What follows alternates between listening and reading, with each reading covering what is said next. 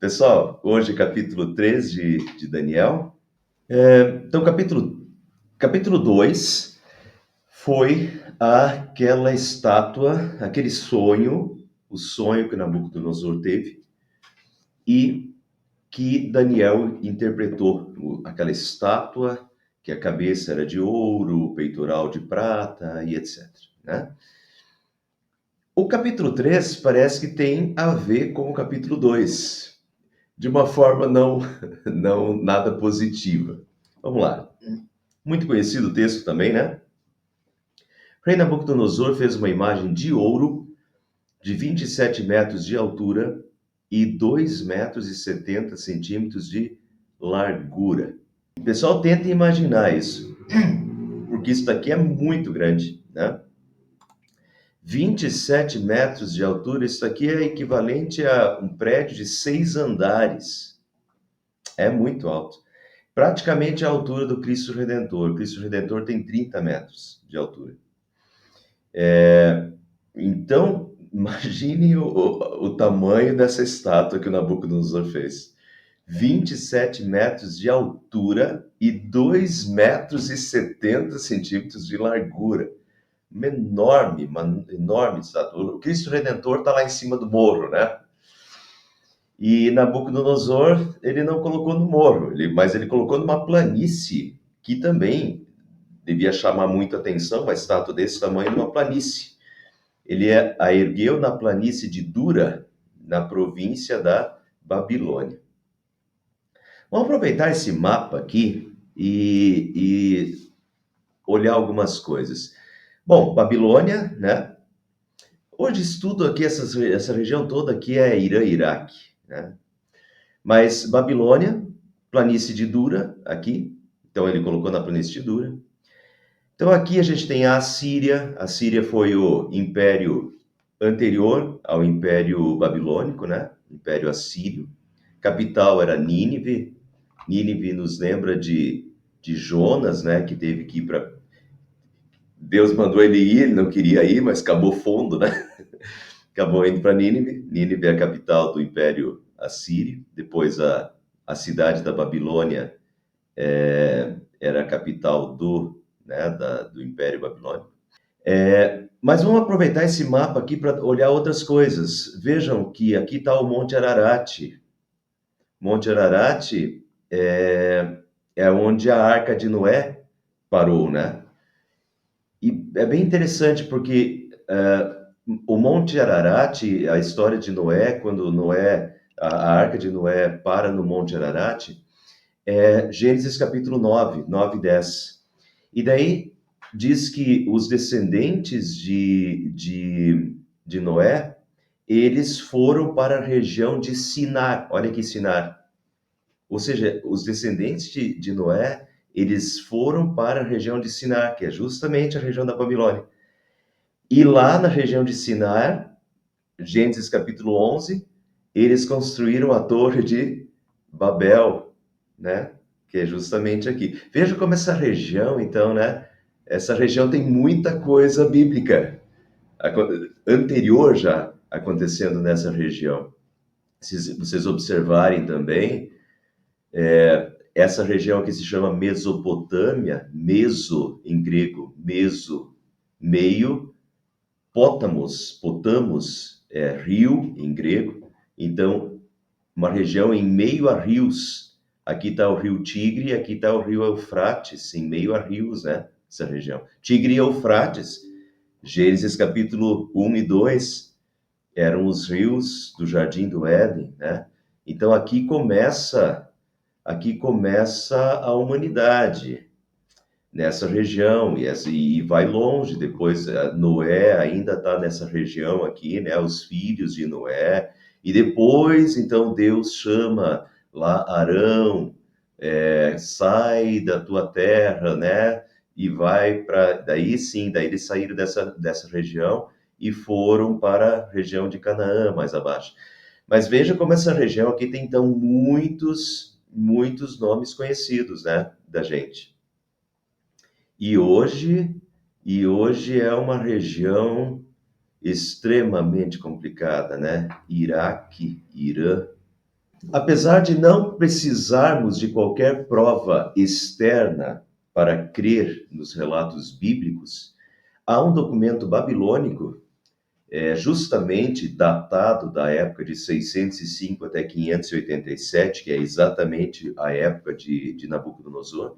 Então, há um documento babilônico que confirma que Nabucodonosor construiu uma estátua e colocou o seguinte texto nessa. Está aí, está escrito, isso é documentação do Império Babilônico. Nabucodonosor escreveu: ao lado da minha estátua, como rei, escrevi uma inscrição mencionando o meu nome. Eu a erigi para a posteridade, que os futuros reis respeitem o monumento. Portanto, não é só a Bíblia que fala dessa estátua. Os próprios documentos babilônicos da época confirmam que Nabucodonosor escreveu, construiu essa estátua, a erigiu e mandou que os próximos não a destruíssem, né? A estátua talvez tenha sido inspirada no seu sonho, no qual, de acordo com a interpretação de Daniel, ele era a cabeça de ouro. Então, no sonho de Nabucodonosor, tinha uma enorme estátua, e na interpretação de Daniel, a cabeça de ouro era o próprio Nabucodonosor. Então, provavelmente, agora é a sequência histórica, provavelmente Nabucodonosor, neste caso, Nabucodonosor arrogantemente ignorou todo o restante do sonho. Porque o restante do sonho era que Nabucodonosor era a cabeça, mas depois vinha outros 3 impérios, né? Então ele ignorou todo o restante do sonho e arrogantemente ele fez uma estátua, né, dele, com a cabeça dele e com o restante também, né? Então Nabucodonosor arrogantemente ignorou todo o restante do sonho e resolveu exaltar a si mesmo, mas fez uma estátua dele, já que ele era a cabeça de ouro. Posteriormente, Deus castigará o orgulho e os pecados de Nabucodonosor. Nós já estamos daqui no próximo capítulo, acho que Nabucodonosor já vai pastar, literalmente, né? Deus vai quebrar os chifres de Nabucodonosor, quebrar o poder e a arrogância de Nabucodonosor. Vai dar uma lição de humildade nele, né? Mas aqui a gente nota essa arrogância, esse orgulho, essa prepotência de Nabucodonosor, no poder sobe a cabeça, e ele faz uma estátua de 27 metros de altura dele mesmo, né? E a coloca lá e manda todo mundo adorar a estátua. E agora vem o problema. Depois convocou os sátrapas, os prefeitos, os governadores, os conselheiros, os tesoureiros, os juízes, os magistrados e todas as autoridades provinciais para assistirem à dedicação da imagem que mandara erguer. Assim, todos eles, sátrapas, vamos lembrar, os que perderam os estudos anteriores, o Império Persa é um dos maiores impérios de todos os tempos, tinha 126 províncias. Os sátrapas eram 26 sátrapas, que eram espécies de governadores de várias províncias, e fora isso, em cada província tinha o seu governador. Então, tinha 126 governadores e 26 sátrapas, né? Que eram os que governavam sobre diversas províncias. Então, era um mega império. E Nabucodonosor mandou reunir todos esse pessoal ali. Vejam, esse mega império, reunir todos esses sátrapas, os prefeitos, governadores, conselheiros, tesoureiros, juízes, magistrados e todas as autoridades provinciais se reuniram ali em Durá, né, para a dedicação da imagem do rei Nabucodonosor, a imagem que o rei Nabucodonosor mandara erguer, e ficaram em pé diante dessa estátua. Veja o orgulho, a prepotência e a arrogância do cara, né? Faz uma estátua de si mesmo, de 27 metros de altura, e manda vir os sátrapas e os governadores de todas essas províncias para exaltar a ele, a sua imagem, né? Então o arauto proclamou em alta voz: esta é a ordem que lhes é dada, ó homens de todas as nações, povos e províncias, todas as nações, povos e províncias. O Império Babilônico tinha englobado o Império Assírio, que já era um império grande. Então o Império Babilônico é um bicho-papão da época, ele vem e toma todos. Então o Império Babilônico pegou lá diversas regiões com diversas línguas, inclusive Israel. Então pegou os judeus, mas o Império Babilônico pegou tanto todo o Império Assírio anterior. Então era gente para mais de metro, né? De todas as tribos, línguas e povos e nações. Ó homens de todas as nações, povos e línguas, quando ouvirem o som da trombeta, do pífaro, da cítara, da harpa, do saltério, da flauta dupla e de toda espécie de música, prostrem-se em terra e adorem a imagem de ouro que o rei Nabucodonosor ergueu. Quem não se prostrar em terra e não adorá-la, será imediatamente atirado numa fornalha em chamas. Por isso, logo que ouviram o som da trombeta, do pífaro, da cítara, da harpa, do saltério, de toda espécie de música, os homens de todas as nações, povos e línguas prostraram-se em terra e adoraram a imagem de ouro que o rei Nabucodonosor mandara erguer.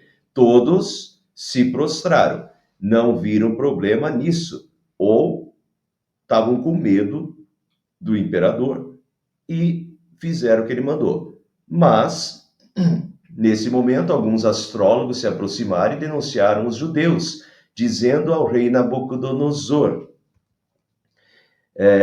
ó rei, vive para sempre. Tu emitiste um decreto, ó rei, ordenando que todo aquele que ouvisse o som da trombeta, do pífaro, da cítara, da harpa, do saltério, da flauta dupla e de toda espécie de música, se prostrasse em terra e adorasse a imagem de ouro. E que todo aquele que não se prostrasse em terra e não a adorasse, seria atirado numa fornalha em chamas. Muito bem.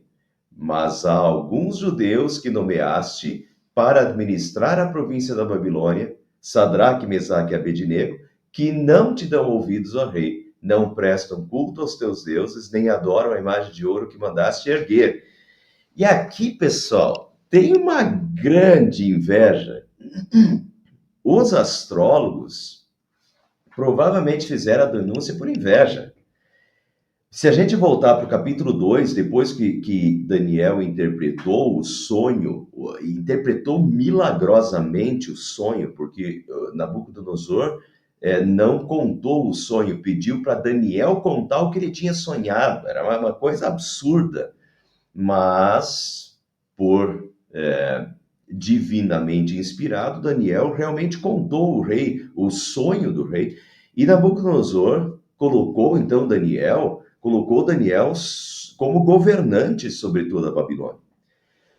Então, Daniel havia interpretado o sonho do rei e foi colocado como encarregado de todos os magos do império, e também como governante de toda a Babilônia. Isso está no final do capítulo 2. Daniel era o responsável por todos os magos, que incluíam todos os sábios, astrólogos, toda essa categoria de pessoas, né?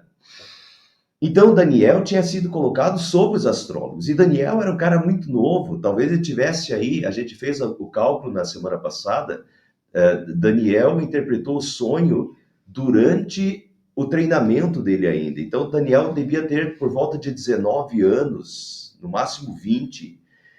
E com 20 anos ele foi colocado sobre os, né, como responsável por toda essa categoria de sábios da Babilônia, de astrólogos. E agora esse pessoal está com uma dor de cotovelo danada, né?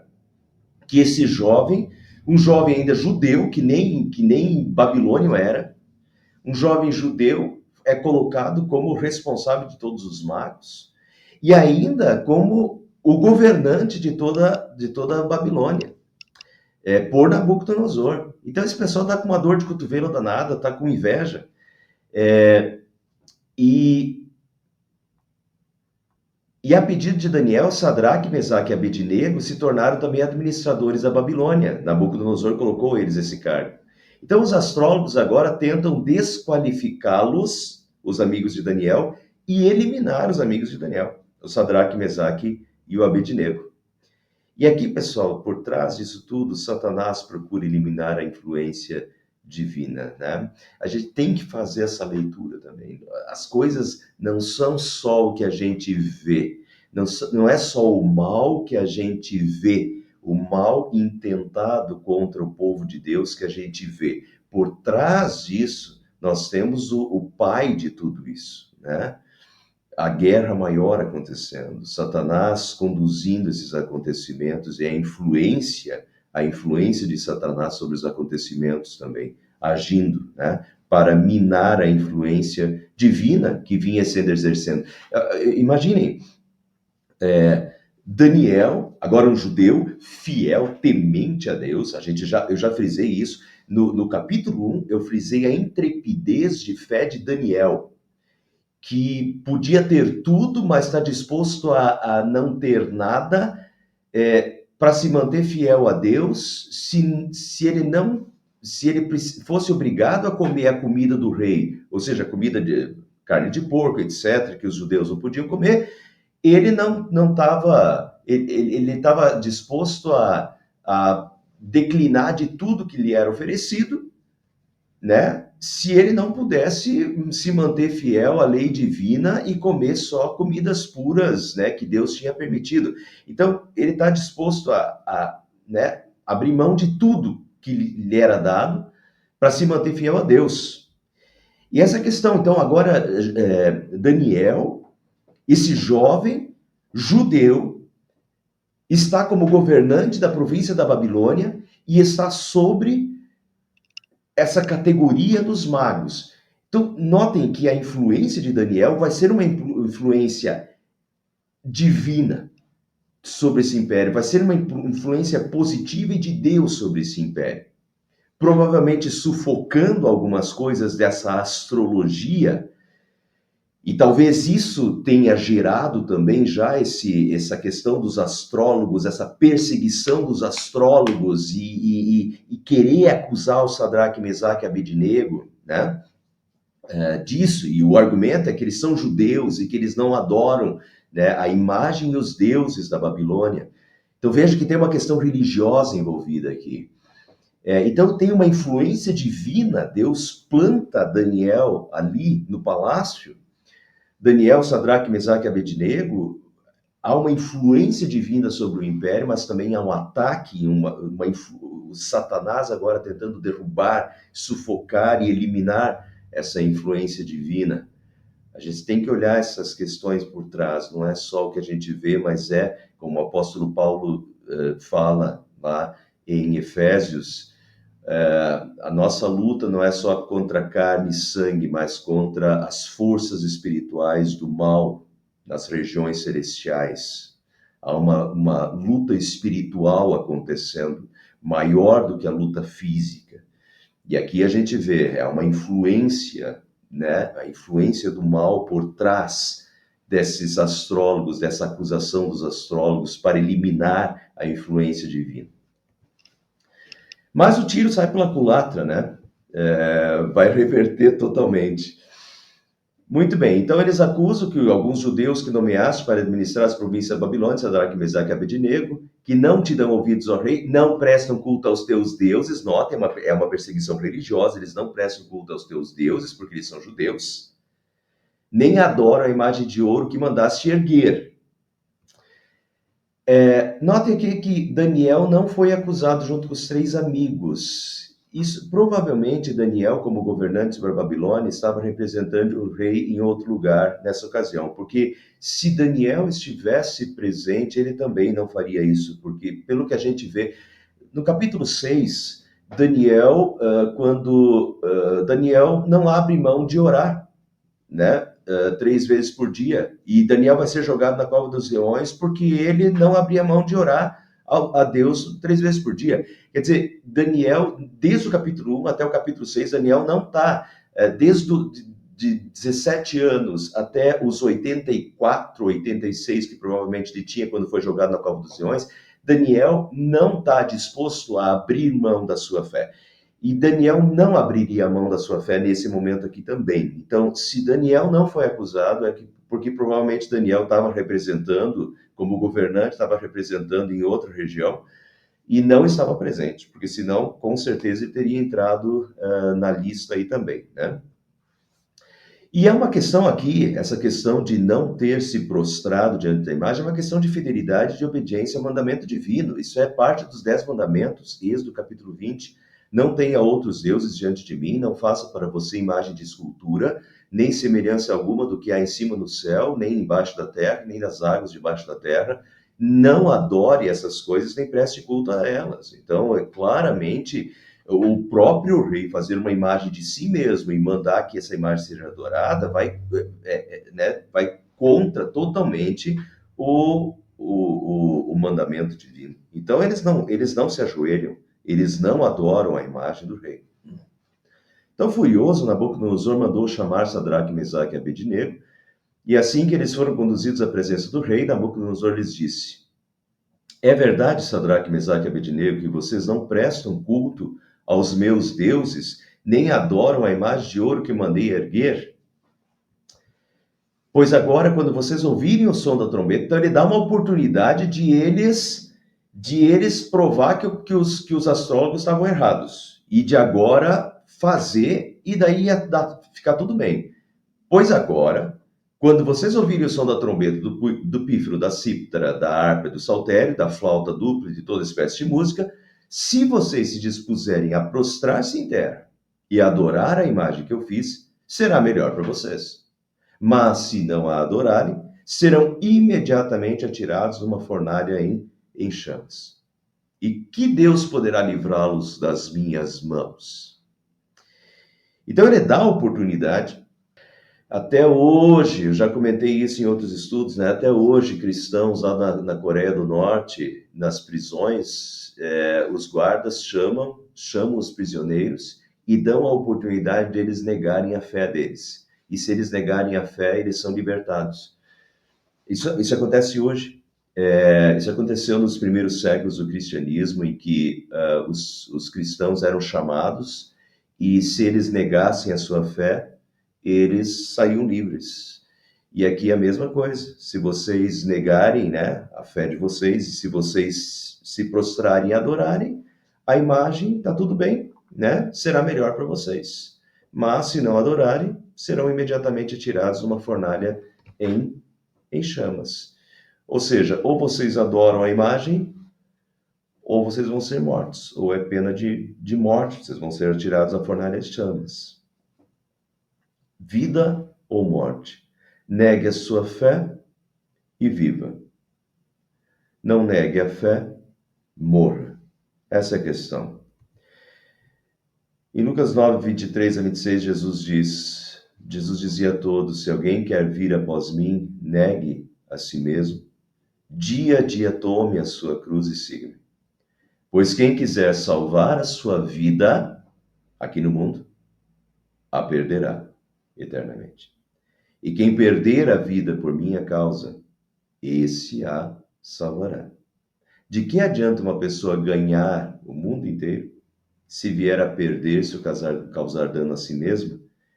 Pois quem se envergonhar de mim e das minhas palavras, dele se envergonhará o Filho do Homem quando vier na sua glória e na glória do Pai e dos santos anjos. Notem que o que Jesus está colocando aqui, muito tempo depois de Daniel e dos seus amigos, o que Jesus está colocando aqui é exatamente o drama, em outras palavras, é o que Nabucodonosor, a opção que Nabucodonosor dá para o Sadraque, Mesaque e Abednego. Se vocês querem salvar a sua vida, né, neguem a fé. Se vocês negarem a fé de vocês salvam a sua vida. Mas o que Jesus diz, quem salvar a sua vida, aqui, a perderá, porque você está negando a fé. E quem perder a vida, aqui, por minha causa, por ser fiel a Deus, esse a salvará eternamente. Então, e agora? Você quer ganhar o mundo e vai se perder? Então, você abdica da sua fé, mas a consequência é castigo eterno. ou você afirma a sua fé e você morre. Pessoal, isso está acontecendo, eu vou falar no final do estudo, mas isso está acontecendo hoje, né? Em muitos países, com muitos irmãos nossos, está acontecendo a mesma coisa. Você quer permanecer vivo? Negue a sua fé. Se você continuar afirmando a sua fé, você morre.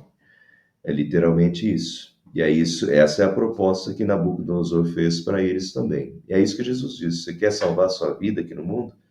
Não ter perseguição e tal? Beleza. Você vai perder a vida, né? A vida eterna.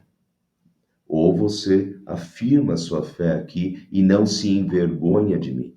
Quem se envergonhar de mim, quem me negar aqui nesse mundo, se envergonhar de mim, das minhas palavras, dele se envergonhará o Filho do Homem quando vier na sua glória, na glória do Pai e dos seus santos anjos. Então, a questão aqui é uma prova de fé. Você para salvar a sua pele, para salvar a sua vida, você abre mão da sua fé? Sim ou não? Sadraque, Mesaque e Abednego não abriram, né? E daí no final ele diz assim: e que Deus poderá livrá-lo das minhas mãos? Que Deus, olha a presunção do homem, né? Que Deus poderá livrá-lo das minhas mãos? Ele se acha, né? Quem pode livrar vocês das minhas mãos? A mesma afirmação fizeram o faraó no Egito. Êxodo 5:2, o faraó fala a mesma coisa. E quem vocês acham que vai conseguir livrar vocês?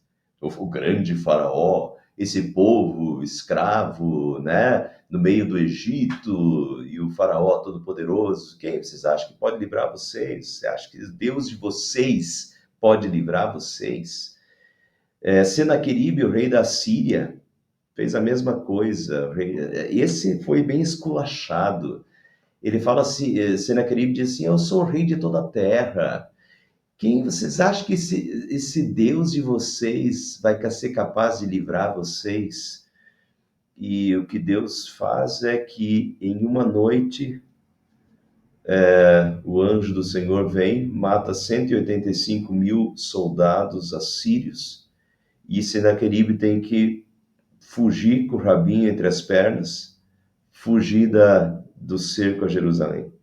Do dia para a noite, quer dizer, de um dia ele teve que, com o rabinho entre as pernas, sair. Então, que rei? Ambos tiveram a sua resposta. Que rei? Que Deus pode livrá-los. O Deus que existe, não esses deuses mortos que são adorados, mas o Deus vivo, o Criador dos céus e da terra, que tudo pode, os livrou. E Deus aqui novamente livrou, né? Sadraque, Mesaque e Abednego. Sadraque, Mesaque e Abednego responderam ao rei, ao Nabucodonosor: não precisamos defender-nos diante de ti. Se formos atirados na fornalha em chamas, coragem desses caras, hein? Eles são jovens. É muito interessante essa questão. Já falei isso no estudo 1. Jovens de firmeza, de intrepidez de fé. Nós não precisamos nos defender diante de ti. Se formos atirados na fornalha em chamas, o Deus a quem prestamos culto pode livrar-nos. E ele nos livrará das tuas mãos, ó rei. Mas se ele não nos livrar, saiba, ó rei, que não prestaremos culto aos teus deuses, nem adoraremos a imagem de ouro que mandaste erguer. Olha a fibra desses três, diante do grande imperador, do bicho-papão da época, do Nabucodonosor, rei do Império Babilônico, de toda a região. Olha a firmeza desses caras, né? E primeiro, o Deus a quem prestamos culto pode livrar-nos. Eles acreditam em Deus, que Deus pode livrá-los. Acreditamos que Ele pode nos livrar. E nos livrará das tuas mãos, ó Rei. Acreditamos que Ele pode nos livrar. Então, firmeza de fé. Nós acreditamos que Deus pode livrar. E Deus livrou. Agora, a oração não termina por aqui. Vejam, a oração, o que eles falaram não termina por aqui. Eles também disseram: mas se Ele não nos livrar, saiba, ó rei, que não prestaremos culto aos teus deuses. Ou seja, se ele não livrar, mesmo assim seremos fiéis a ele. Notem então que tem duas partes aqui. Eles acreditam que Deus pode livrá-los, Mas, se ele não nos livrar, seremos fiéis a ele. Então, sempre tem essas duas hipóteses, pessoal. Tantas vezes, historicamente, Deus fez, Deus agiu, e Deus é o Senhor sobre tudo e sobre todos. Ele é o Criador, ele pode tudo, onipotente. Deus pode livrar. E Deus já fez isso historicamente, biblicamente, em tantos casos, e Deus continua fazendo milagres hoje em dia ainda, abundantemente. Deus faz milagres hoje ainda. Deus continua livrando milagrosamente hoje ainda. Lição um lado. O outro lado é que, se ele não nos livrar, se Deus não quiser também nos livrar, né, nós continuaremos sendo fiéis. E a nossa vida tem essas duas coisas. Sempre que a gente ora na confiança de que Deus pode tudo, que Deus pode fazer um milagre de qualquer forma. Mas Deus também pode não querer fazer, e nós continuamos fiéis a Ele mesmo que Ele não faça. Só para dar um contraponto para vocês, Deus vai salvar. Vocês sabem o final dessa história, eu sei que vocês sabem, mas... Então, você sabe que Deus vai salvar o Sadraque, Mesaque e Abednego da fornalha. Deixa eu fazer o contraponto. No Novo Testamento, já não entra mais o Novo Testamento, porque ele viveu um pouquinho depois, mas tem Policarpo. Policarpo é famoso na história da igreja. Policarpo tinha 82 anos. E Policarpo, ele foi queimado em praça pública, fizeram uma fogueira.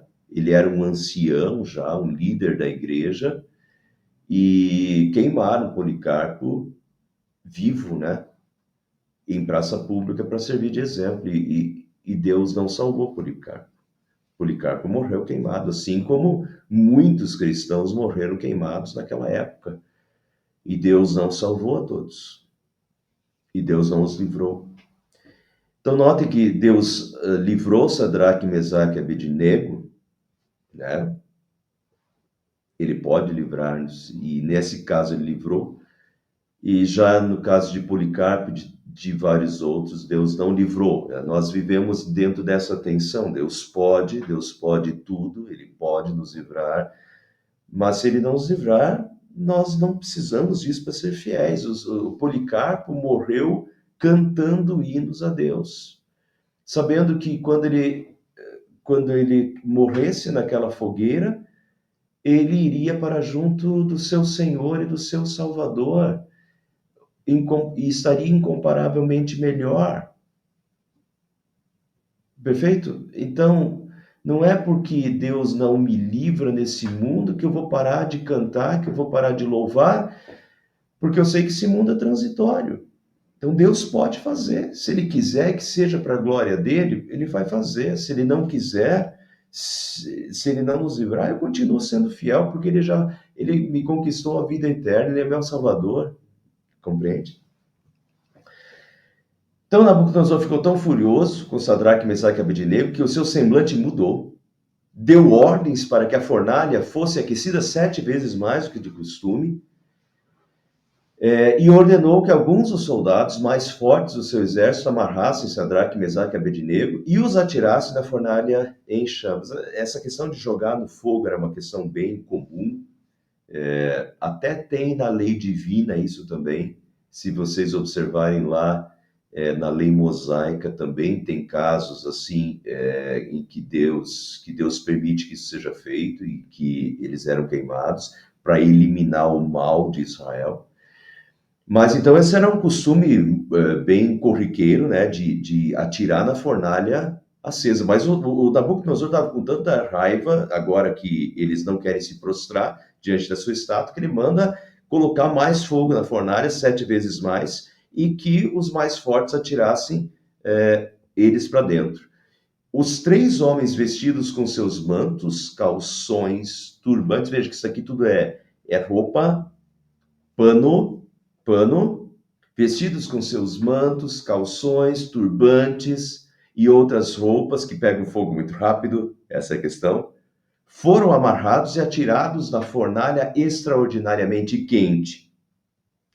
A ordem do rei era urgente e a fornalha estava tão quente que as chamas mataram os soldados que levaram Sadraque, Mesaque e Abednego, e esses caíram amarrados dentro da fornalha em chama. Então, os soldados que atiraram morreram, a gente sabe disso, né? Quando você está diante de uma churrasqueira, né? O calor vem em direção a você, você tem que se afastar. É muito. Agora, imagine uma coisa acesa 7 vezes mais, o pessoal teve que chegar perto para tirar eles lá dentro. Os que jogaram, os 3, morreram com a intensidade do calor, e os 3 caíram amarrados dentro da fornalha em chamas, certo? Mas logo depois, o rei Nabucodonosor, alarmado, levantou-se e perguntou aos seus conselheiros: Ué, não foram 3 os homens amarrados que nós atiramos do fogo? Eles responderam: Sim, ó rei. E o rei exclamou: Olhem, estou vendo 4 homens, desamarrados e ilesos, andando pelo fogo. E o quarto se parece um filho dos deuses. Um filho dos deuses.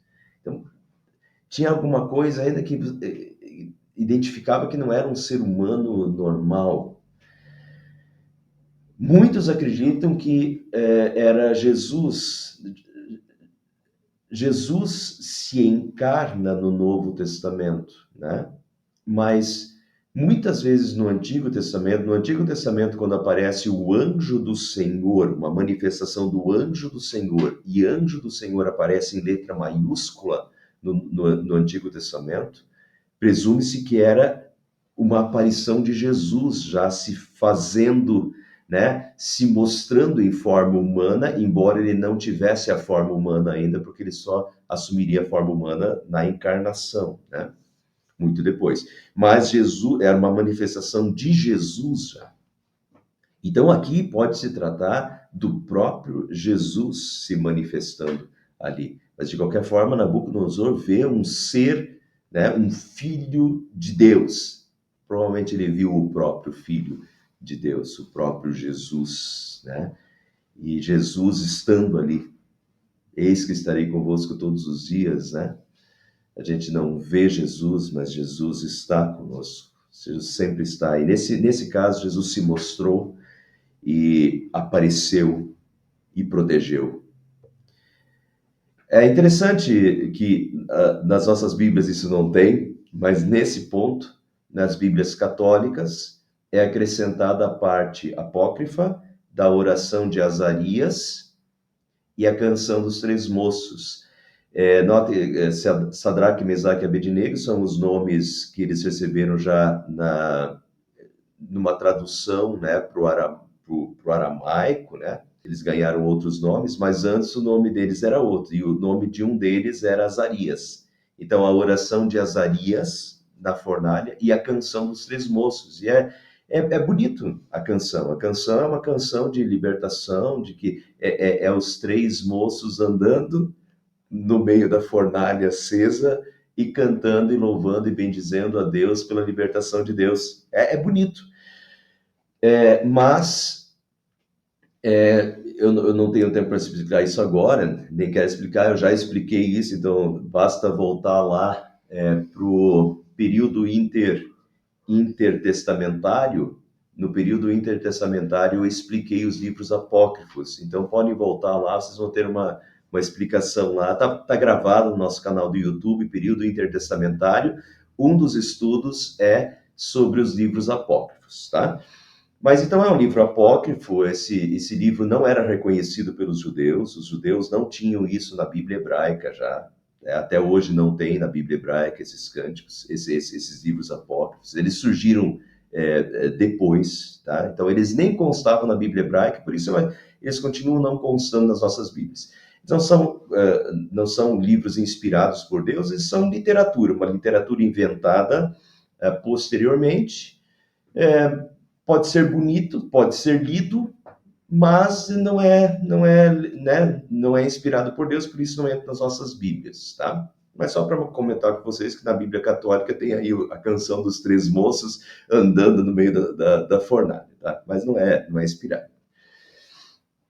Então Nabucodonosor aproximou-se da entrada da fornalha em chamas e gritou: Sadraque, Mesaque e Abednego, servos do Deus Altíssimo, saiam, venham aqui. Já está mais manso o Nabucodonosor, né? E Sadraque, Mesaque e Abednego saíram do fogo. Os sátrapas, os prefeitos, olha, todos testemunhando a cena. Os sátrapas, os prefeitos, os governadores, os conselheiros do rei se ajuntaram em torno deles e comprovaram que o fogo não tinha ferido o corpo deles, isso é uma coisa, mas mais do que isso, nem um só fio de cabelo tinha sido chamuscado, os seus mantos, que é pano, podia ter pego fogo, os seus mantos não estavam queimados e não havia cheiro de fogo neles, nem cheiro de fogo tinha. Então é um milagre total, um milagre completo e atestado pelo Nabucodonosor e atestado ainda pelos governadores e por todos esses que estavam em volta ali, né? E daí, pela segunda vez, então Nabucodonosor disse: Louvado seja o Deus de Sadraque, Mesaque e Abednego, que enviou o seu anjo e livrou os seus servos. Eles confiaram nele, desafiaram a ordem do rei, preferindo abrir mão da sua vida a prestar culto e a adorar outro Deus que não fosse o seu próprio Deus, um reconhecimento de Nabucodonosor ao Deus de Sadraque, Mesaque e Abednego. Por isso é o decreto, diz Nabucodonosor, que todo homem de qualquer povo, nação e língua que disser alguma coisa contra o Deus de Sadraque, Mesaque e Abednego seja despedaçado e sua casa seja transformada em montes de entulho, pois nenhum outro Deus é capaz de livrar alguém dessa maneira, o reconhecimento agora total da soberania de Deus. Então o rei promoveu Sadraque, Mesaque e Abednego na província da Babilônia, promoveu eles de novo, né, na província da Babilônia. Então, o tiro dos astrólogos saiu pela culatra, quer dizer, saiu o inverso. Deus, ao contrário de Satanás conseguir eliminar a influência divina e as influências de Sadraque, Mesaque e Abednego, eles saem mais fortes e Deus é reconhecido e Deus é louvado em toda essa circunstância. Rapidamente, algumas aplicações. Hoje, de acordo com a estimativa do Ministério Portas Abertas, há mais de 380 milhões de cristãos sofrendo perseguição religiosa no mundo. E a pena de morte continua sendo o castigo imposto a muitos cristãos que não estão dispostos a abandonar a sua fé. Portanto, isso continua, essa perseguição religiosa, e essa questão continua acontecendo hoje em dia ainda, né? Nós tivemos aqui o culto na semana passada, o culto em que nós lembramos da igreja perseguida, da perseguição e oramos e não é para orar só uma vez por ano, mas é para orar continuamente, porque durante todo o ano 380 milhões de cristãos sofrem perseguição por causa da sua fé, né? Em Apocalipse 2:10, Jesus diz para a igreja: não tenha medo das coisas que você vai sofrer. Eis que o diabo, veja como Jesus, eu falei ali, há o que você vê e há a força espiritual por trás do que você vê. Veja como Jesus coloca isso aqui e aplica dessa mesma forma. Eis que o diabo está para lançar alguns de vocês à prisão. Não é o diabo que lança, né? É a polícia que pega e lança. Foi Nabucodonosor que mandou lançar Sadraque e Mesaque, certo? Mas quem está por detrás? Qual é a força? A força maligna agindo por trás. Eis que o diabo está para lançar alguns de vocês à prisão, para que vocês sejam postos à prova e passem por tribulação. Seja fiel até a morte, e eu lhe darei a coroa da vida. Seja fiel até a morte. Apocalipse. Apocalipse foi escrito por João. João estava preso na ilha de Patmos, isolado do continente, preso por causa da sua fé. Seja fiel até a morte. O que significa isso para João? Você já está preso, mesmo que você tiver que morrer, seja fiel até a morte, eu te darei a coroa da vida. Então, o que você quer?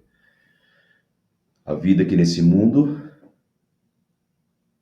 negando Jesus, negando a sua fé? Ou você será fiel, custe o que custar? Será fiel até a morte, mesmo que isso custe a sua vida, a morte? mas eu te darei a coroa da vida eterna. Né? Intrepidez de fé. Eu já falei isso sobre Daniel no capítulo 1 e falo isso agora de novo dos três, Sadraque, Mesaque e Abednego. Intrepidez de fé. E vamos lembrar o que Jesus disse: se alguém quiser vir após mim, negue-se a si mesmo. Tome diariamente a sua cruz, e cruz são os sofrimentos por estar seguindo a Jesus. São os sofrimentos pela fé. Cruz não é doença, tá? E, às vezes essa frase é usada assim, essa é a cruz que você tem. Cruz, no sentido bíblico do Novo Testamento, são sofrimentos que vêm por causa da fé. Então, é isso que Jesus está dizendo. Se alguém quer vir após mim, negue-se a si mesmo.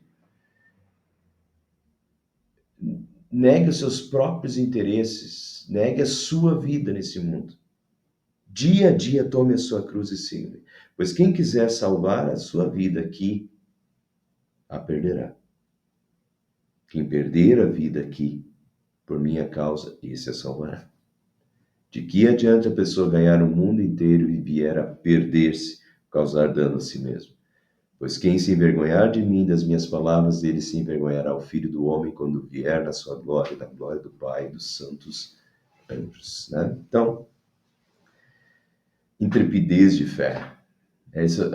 Daniel, Sadraque, Mesaque e Abednego, tão jovens, são exemplos de uma intrepidez de fé, de a gente ser fiel, custe o que custar, nesse mundo. Eu sou fiel àquele que deu a vida por mim e eu dou a vida por ele. Custe o que custar, eu vou ser fiel ao meu Senhor, porque eu quero a coroa da vida. Eu amo mais o meu Senhor e a vida que ele me dará do que a vida aqui nesse mundo passageiro, na terra, onde eu sou peregrino e forasteiro, como diz Pedro, né? Amém. Muito bem, pessoal. Então, hoje capítulo 3, capítulo 4. Cada capítulo aqui é interessantíssimo.